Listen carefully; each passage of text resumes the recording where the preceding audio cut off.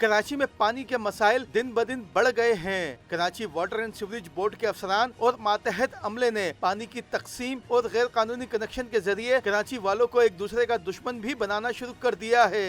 Defence के मकीन जो कि गुज़िश्ता कई सालों से पानी के सबसे ज्यादा बहरान का शिकार हैं, वाटर बोर्ड हुकाम ने उन पर मजीद कयामत ढा दी है। काला पुल मुजाहिद वाटर पंप से डिफेंस जाने वाली मेन लाइन से गैर कानूनी पानी के कनेक्शन निकाल कर इतराफ की कच्ची आबादियों और पानी फरोख्त करने वाली माफिया को कनेक्शन फराहम कर दिया।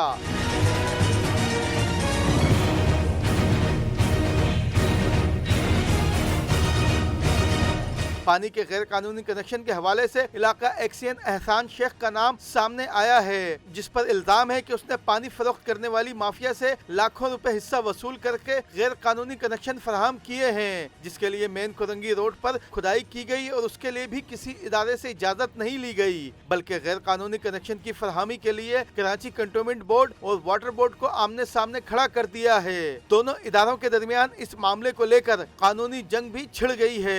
पानी के गैर कानूनी कनेक्शन के हवाले से इलाका मकीनों की जानिब से वाटर बोर्ड हुकाम के साथ साथ कंटोनमेंट बोर्ड इंतजामिया को भी तहरीरी शिकायत कर दी गई है, जबकि वजीर आला सिंध और सूबाई वजीर बल्दियात से भी नोटिस लेने का मुतालबा किया गया है।